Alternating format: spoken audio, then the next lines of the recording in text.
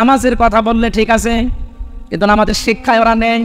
নামাজ পড়তে বলবেন, তাহাজ্জুদ মিলে 6 ওয়াক্ত পড়বে, কিন্তু নামাজের যে 27টা শিক্ষা একটা বলতে শুরু করে তখন বলবে এটা রাজনীতি। নামাজের প্রথম শিক্ষা কি? এই যে কাতার সোজা করো, ইমাম সাহেব বলে না বারবার। আমি তো কাবায় যতবার নামাজ পড়েছি, কাবার ইমাম, মসজিদে নববীর ইমাম বারবার একামত হয়ে যাওয়ার পরেই মাইকে ঘোষণা দেয় আরবিতে, বাংলা হচ্ছে কাতার সোজা করো, এই কাতার সোজা করো 3 বার বলে। ওই সময় বুঝি নাই 16 সালে, এখন টের পাচ্ছে যেটার গুরুত্ব কি। কেন বারবার 5 ওয়াক্ত নামাজের আগে কথা বলা লাগবে ইমাম সাহেবের, তাও একামত হয়ে যাওয়ার পরে? এই জন্য বারবার এই কথা নবীজি জানিয়েছেন যে কাতার যদি সোজা না থাকে, যার জন্য কাতার বাঁকা হবে সেই লোকটা হেদায়েত থেকে চিরবঞ্চিত হয়ে যাবে। এতটুকু শেষ না ব্যাখ্যা? 2 নম্বর, কাতার সোজা করার ভেতরে যে একতা, ঐক্যবদ্ধ মানুষ, যেভাবে কাতারের ভেতরে কোনো দল মত রাখে না যে এখানে সবাই এক, কারণ এখানে আল্লাহর বিধান পালন করা হবে। কয়টা? হ্যাঁ, আল্লাহর বিধান এখানে পালন করা হবে একটা, তার নাম সেজদা। নাম কি? সেজদা দেওয়ার জন্যই তো এত আয়োজন, নাকি অন্য কোনো উদ্দেশ্য আছে? সেজদা দেওয়ার জন্যই মানুষের এত আয়োজন। বিশাল মসজিদ বানিয়েছে, হচ্ছে না। আবার শুনলাম যে 2 তালা করবে, ওই যে গাছতলায় বাসতলায়, ওখানেও নাকি মানুষ বৃষ্টির ভেতরে নামাজ পড়ে। কি গুরুত্ব দিয়ে 2 তালা মসজিদ বানাচ্ছে, মানুষ যেন কষ্ট না পায়। 5 ওয়াক্ত আযান দেওয়ার জন্য আলাদা একজন মুয়াজ্জিন আছে, এটা পরিষ্কারের জন্য খাদেম আছে, টয়লেট এবং ওযুখানার জন্য আলাদা ক্লিনার আছে, আলাদা। 5 ওয়াক্ত নামাজ পড়ানোর জন্য একজন ইমাম আছে, জমা পড়াবে আর একজন খতিব আছে। এত আয়োজন করে উদ্দেশ্য আল্লাহর একটা বিধান এখানে পালন করা হয়, তার নাম সেজদা। নাম কি? এবার আপনার বিবেককে বলেন তো, একটা বিধান পালন করতে গিয়ে যদি এত আয়োজন করা লাগে, বারবার বলা লাগে, তাহলে এর বাইরে কত আয়োজন আছে আমাদের পরিবার, সমাজ, রাষ্ট্রে। এরকম 499টা বিধান এখন পরিবার, সমাজ, রাষ্ট্রে আছে। ওইগুলো মানতে গিয়ে যদি কেউ বাধা দেয়, তখন আর কেউ নেই, সব আমরা এক। এই শিক্ষাটা আপনি নিতে চান না? তখন বলেন না, ওইটা আমার দলের লোক না, ওইটা রাজনীতি, ওইটা জঙ্গির কাজ, ও ঝামেলায় আমি নেই, আমি শুধু আছি কি লা ইলাহা ইল্লাল্লাহ, কাউকে কিছু বলবো না, যে যা করছে করুক গা। এই নামাজের কথা বললে তাও তো আপনি একটু হালকা পাতলা মানেন, রোজার কথা বললো হালকা পাতলা মানেন, কিন্তু এই পৃথিবীতে ওই 499টা বিধানও যে দরকার, ওই কথাগুলো বলতে গেলে তখন আপনি বলেন এইটা রাজনীতি, এটা রাষ্ট্রের ব্যাপার। আপনি তো কোরআন বোঝেননি, কোরআন ডিপলি ভাবে নিজে বোঝেনও না। যারা ডিপলি বোঝে তারা বোঝাতে চাইলে আপনি মানেনও না, আপনি তো আবু জেহেল ছাড়া কিছু না। খেয়াল করেন তো, কিছু মানলেন, কোরআনের কথা বিশ্বাসও করলেন, আর কিছু মানেনও না, বিশ্বাসও করেন না, আর উল্টাপাল্টা ধারণা করেন আয়াতগুলোর উপরে, আপনার কি হবে? সূরা বাকারার আয়াত অনুযায়ী আল্লাহ বলেন তাদের দুনিয়া আর আখিরাতের শাস্তি আমি তৈরি করলাম, লাঞ্ছনা, গঞ্জনা, অপমান, অপদস্থ জীবন। এখন হাড়ে হাড়ে টের পাচ্ছি না আমরা। এতটুকু আল্লাহ শেষ করে দিতে পারতেন। পরের শব্দ তো আরো কঠিন, ওয়াউমাল কিয়ামাতি ইউরাদ্দুনা ইলা আশাদ্দিল আযাব। যারা তাফসীর বোঝে জিজ্ঞাসা করেন, আশাদ্দুন ইসমে তাফসীর, সুপারলেটিভ ডিগ্রি, এটা ভয়ঙ্কর শব্দ। আল্লাহ বলেন মরণের পরে আমি কিয়ামতের ময়দানের দিকে কঠিন আযাব যেখানে সেখানে নিয়ে যাব। এরপরে শব্দটা আরো ভয়ঙ্কর, আমাল্লাহু বিগাফিলিন আম্মা তা'মালুন। আল্লাহ পাক বলেন, ও বান্দা বান্দিরা, মনে করছো যে আমি কিছু জানি না? তোমাদের সব কাজের কিন্তু খবর, হিসাব আমি আল্লাহ রাখি। ও ঢাকাবাসী, আয়াতটা পড়ার পরে এই জন্যই তো ভয় লাগছে যে জালেমদের কি হবে, ওদের তো দুনিয়া শেষ হয়ে গেছে, আখিরাত তো শেষ। কারণ দোয়া করলে তো অন্য কোনো মানুষের নামে কবুল হয়, কিন্তু জালেমদের জন্য কোনো হেদায়েত নেই, বঞ্চিত, ওরা চির বঞ্চিত করে দিয়েছে আল্লাহ। এই কারণ সবচাইতে বেশি খেয়াল রাখে আল্লাহ জালেমের জুলুমের দিকে। এটা সূরা ইব্রাহিমের 42 নম্বর আয়াতের প্রথম অংশে আছে, 13 নম্বর, 19 নম্বর পৃষ্ঠা, 12 নম্বর লাইনে আছে, ওয়ালা তাহসাবান্নাল্লাহা গাফিলান আম্মা ইয়ামালুয যালিমুন। আল্লাহ পাক বলেন, কি মনে করো দুনিয়ার মানুষেরা যে আমি জালেমদের কোনো খবর রাখি না, জালেমদের কোনো হিসাব আমার কাছে নেই? আরে বেটা, পৃথিবীর সবচাইতে বেশি খেয়াল রাখি আমি জালেমের জুলুমের দিকে, তীক্ষ্ণ নজর রাখি। এমনিতেই আমার নজর তো তীক্ষ্ণ। আলিমুম বিযাতিস সুদূর, সামিউন বাসীর। এত তীক্ষ্ণ নজর, সামনে যেভাবে তোমরা দেখো, আমি আল্লাহ সামনেরটা তো ওইভাবেই দেখি, পেছনেরটাও ঠিক ওইভাবে দেখি। এই দেওয়ানের পেছনে কি আছে যেমন আমরা দেখতে পাই না, আল্লাহ পাকের সামনে যেমন পেছনে ওই রকম। এখানে সামিউন বাসীর, সূক্ষ্ম শ্রবণকারী, সব কিছু ওই মালিক শুনতে পাচ্ছে, দেখতে পাচ্ছে। বিশেষ করে জালেমদের আল্লাহ দুনিয়ায় আর যাই করি, তুমি আমাদেরকে জালেম বানিও না, বলেন আমিন। তারা আল্লাহর মামলা দুই শ্রেণীর মানুষের বিরুদ্ধে পেলাম, একটা জালেম আর একটা যারা বিশৃঙ্খলা তৈরি করার জন্য নতুন নতুন ইস্যু তৈরি করে। আমি তো এই আয়াত বানালাম নাকি? একটা শব্দ আমি বেশি বাড়িয়ে বলেছি, ভুল বলেছি, নিয়ে আসে তখন ওজন নিয়ে আসে। আর যদি মনে করেন না যা আছে তাই বলছে, তাহলে আপনাকে মেনে নেওয়া লাগবে। আপনি নিজে জানেনও না, হামজা বলবে আপনি মানবেনও না, আপনি কি হয়েছে কি? আপনাকে তো আমি বাঁচানোর জন্য এসেছি। আমার বাবার যা আছে ওই সম্পদ নিয়ে যা কিছু করেছে ওগুলো নিয়ে কিন্তু আমি নাড়াচাড়া করে আমার জীবনটা পার করে দিতে পারবো, আমার অসুবিধা নেই। রাত দিন এত সফর করে কোথায়, সেই কুষ্টিয়া, কোথায় এখানে, কালকে আবার যাবা লাগবে মনে হয় সেই নওগাঁ, এরপরের দিন আবার চট্টগ্রাম। এভাবে যে দৌড়াদৌড়ি করছে, আল্লাহর কসম শুধু স্বার্থের জন্য না। আমি চাচ্ছি, চোখ লাগিয়ে কোরআনের দেখতে পাচ্ছি যে জাতি জাহান্নামে যাচ্ছে। এই জুলুমের কারণে, এই বিশৃঙ্খলা তৈরি করার কারণে আপনি আল্লাহর মামলার আসামি হয়ে যাচ্ছেন। আপনাকে কেউ বাঁচাতে পারবে না। আমার বিরুদ্ধে সরকার মামলা দিয়েছিল, এই জন্য কেউ আমার বিরুদ্ধে পক্ষে যে উকিল দাঁড়াবে আমি পাইনি। 3টা বছর কত উকিলকে বলেছে, আমার মা বাবা কেউ রাজি না হলে দাঁড়িয়ে করবো কি, জামিন হবে না। একটা দেশের সরকার বিরুদ্ধে গেলে যদি আমার পক্ষে কেউ দাঁড়াতে না চায়, অথচ আমি নিরপরাধ, আল্লাহর কসম আমি যে বিষয়ে মামলা দিয়েছি কিচ্ছু জানি না।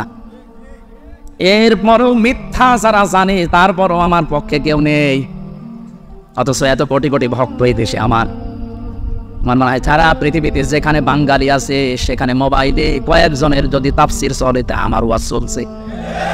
আমি যত বাঙালি দেশে ঘুরলাম, যত বাঙালি আছে প্রত্যেক জায়গায়, এমনকি যে সমস্ত ভাষা আমি বুঝি না, ওই ভাষায় ড্রাবিং করে করে তাফসির শুনছে।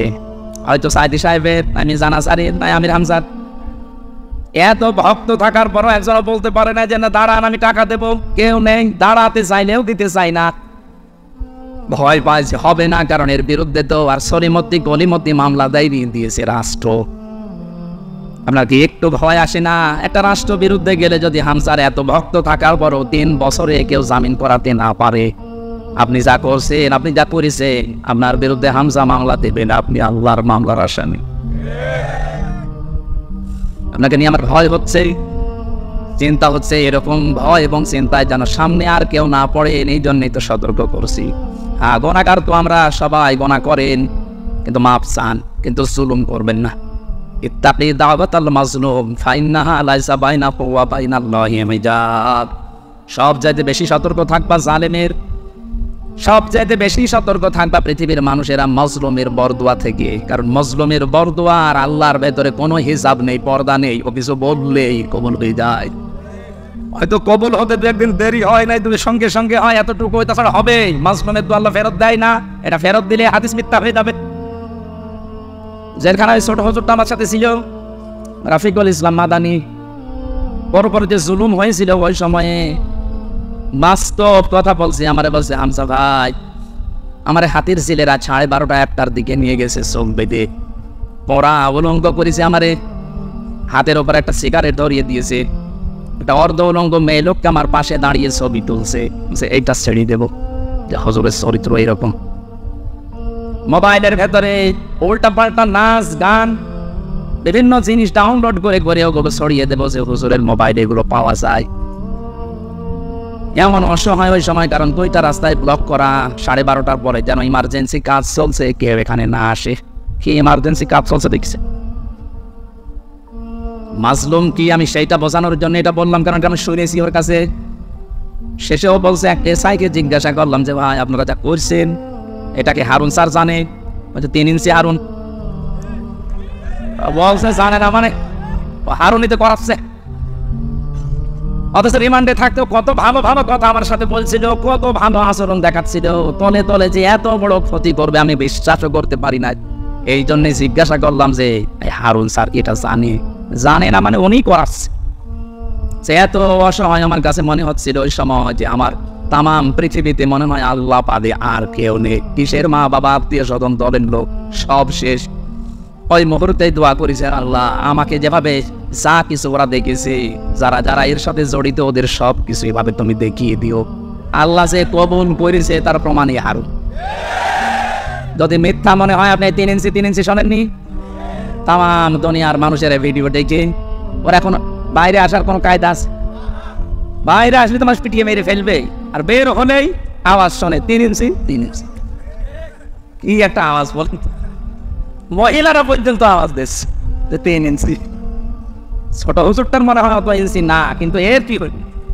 ওর যদি 1.5 ইঞ্চি হয়, আল্লাহ ডবল করে এর 3 ইঞ্চি দেখিয়ে অপমান একেবারে সর্বোচ্চ পর্যায়ে পৌঁছিয়ে দিয়েছে।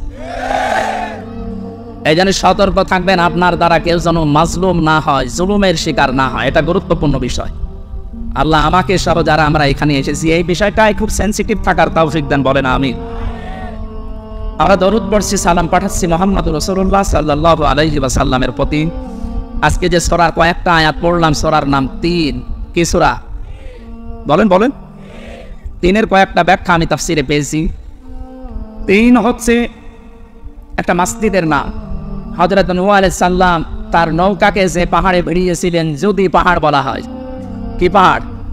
ওই সময় যে বন্যা হয়েছিল বিশাল, ওই বন্যার কারণে নৌকায় চড়ে যেই পাহাড়ে থেমেছিলেন 40 দিন পর, ওই পাহাড়ের নাম হচ্ছে 3। ওই পাহাড়ের নাম কি? ওখানে একটা মসজিদ বানিয়েছে, ওই মসজিদের নামই 3। কোন মুফাসসিরিন ইকরাম এই মতটা দিয়েছেন। কেউ জানিয়েছেন না 3 মানে 3 ফল। 3 মানে কি?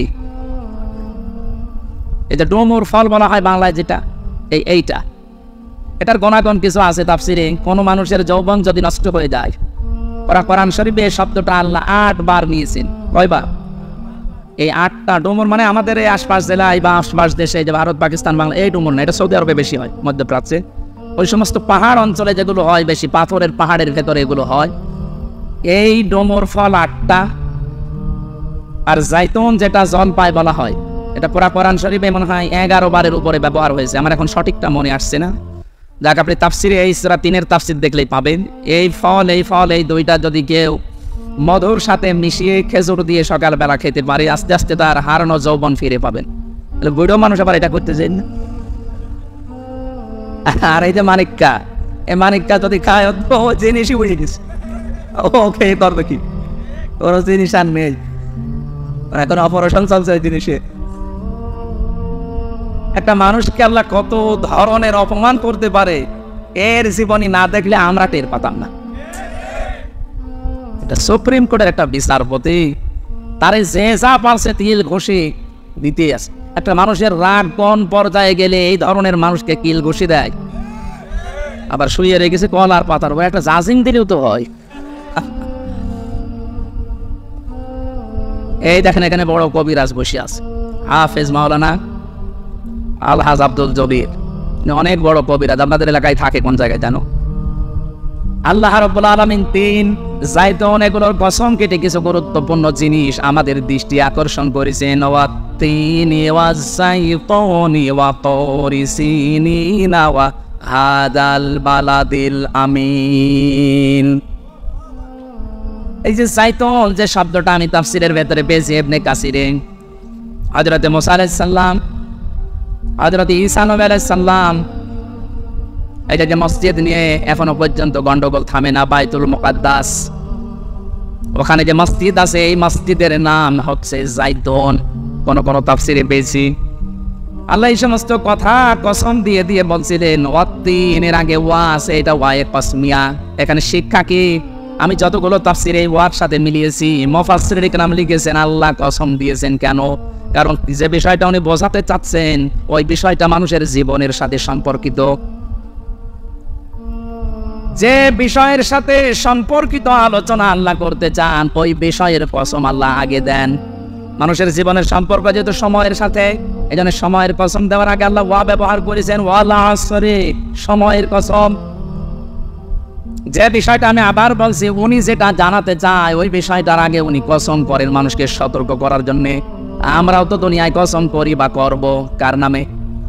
আল্লাহর চাইতে বড় যেহেতু আর কেউ নেই, এই জন্য আমাদের কসম করা লাগবে শুধুমাত্র আল্লাহর নামে, তাছাড়া আর কারো নামে কসম করা জায়েজ নেই। কিন্তু উনি যেহেতু বড়, ওনার চাইতে আর কেউ বড় নেই, ওনারও তো কসম করা লাগছে। উনি কসম করেন, তখন এইটা দেখে যে আমি কি বলতে চাই ওই বিষয়টা আগে নিয়ে এসে কসম কাটেন। আল্লাহ পাক এখানে যে কথাগুলো বলতে চাবেন তার আগে এই কসমগুলো দিচ্ছেন। মানুষের জীবনের সাথে এগুলোর সম্পর্ক তিন। মানুষের শরীরের জন্য জাইতুন, মানুষের শরীরের জন্য ওয়াতুরি সিনিনা ওয়া আদাল বালাদিল আমিন। এই যে তুরি সিনিন, সিনাই পর্বতের কসম। এই সিনাই পর্বতে যে ঘাসগুলো জন্ম নেয়, এটা মানুষের শরীরের বহু রোগের উপশম এর ভেতরে আল্লাহ রেখে দিয়েছেন। এই জন্য দুনিয়ায় যত রোগ আছে প্রতিটি রোগের ঔষধ আল্লাহ এই গাছ গাছরা লতা পাতা এর ভেতরে আছে। এনার মতো খুঁজে বের করা লাগবে। হযরত মুসা আলাইহিস সালামের ঘটনা পড়লাম এই জায়গায়, তাফসীর আকারে কথা বলছি, এই জন্য থেমে থেমে বলছি, আমি সুর দিচ্ছি না। কোরআনে কারিমে হযরত মুসা আলাইহিস সালামকে আল্লাহ 40 জন নিয়ে গিয়েছিলেন কথা বলার জন্য। যেই ময়দানে তিনি কথা বলতেন ওই ময়দানটার নাম তুরে সিনিন, সিনাই পর্বত বলা হয়। আল্লাহ পাক নিজে তার সাথে কথা বলার কারণে নামটাই পাল্টিয়ে গেছে কালিমুল্লাহ। মুসার নাম কি? তিনি আল্লাহর সাথে কথা বলতেন। হযরত মুসা আলাইহিস সালাম যে 40 জন নিয়ে গিয়েছিলেন, এটা এত ঘাড় তেড়া ছিল এরা। ওরা মুসা নবী কথা বলে বের হয়ে যখন আসে বলে, না তোমার এই কথা আমরা বিশ্বাস করতে পারি, আমরা আল্লাহকে দেখতে চাই। আল্লাহ পাকের কাছে হযরত মুসা আরজি জানালেন, আল্লাহ এরা তো তোমাকে দেখতে চাই। আল্লাহ সাফ বলেছিলেন লান তারানি, সম্ভব না। শুধু তারানি বললে অর্থ হয়ে যেত, লান দিলেন কেন? মুফাসসিরিনে কেরাম লিখেছেন এই পৃথিবীতে কোন সৃষ্টির জন্য তার স্রষ্টাকে এই চোখ দিয়ে দেখা সম্ভব না। অথচ কত ভণ্ড পীর এই বাংলাদেশে আগে ছিল, এখনো আছে, ওরা আল্লাহর সাথে কথাও হয়, দেখাও হয়। এগুলো ডাহা মিথ্যা কথা। লা তুদরিকুল আবসার ওয়া হুয়া ইউদরিকুল আবসার। কোরআন জানাচ্ছে যে এই চোখ দিয়ে কখনো এই দুনিয়ায় আল্লাহর সাক্ষাৎ সম্ভব না, পাওয়ারই আলাদা। মুসা আলাইহিস সালামকে আল্লাহর সাথে একটা ঝলক দেখিয়েছিলেন নূরের, উনি পর্যন্ত যারা ছিল সব মারা গেছে আর উনি অজ্ঞান হয়ে পড়েছিলেন। জ্ঞান ফেরার পরে বলে, আল্লাহ একটা ক্ষতি হয়ে গেল আমার, এমনি জাতির লোকের আমারে মানতে চায় না, আর এদের ভেতর থেকে আমি নকীব প্রতিনিধি দলপতি এদেরকে নিয়ে এসেছিলাম মাথা মাথা দেখে দেখে, আর এরা এখন মারা গেল। আমি যদি এখন ফিরে যাই আমার দাওয়াত তো নেওয়া দূরের কথা, আমার এলাকায় ঢুকতেই দেবে না, দয়া করে এদের আবার তুমি চিন্তা করে দাও। আল্লাহ পাকের সাথে মুসা নবী যেখানে কথা বলতেন ওই জায়গাটার নামের কসম আল্লাহ দিচ্ছেন, ওয়াতুরি সিনিনা ওয়া হাযাল বালাদিল আমিন।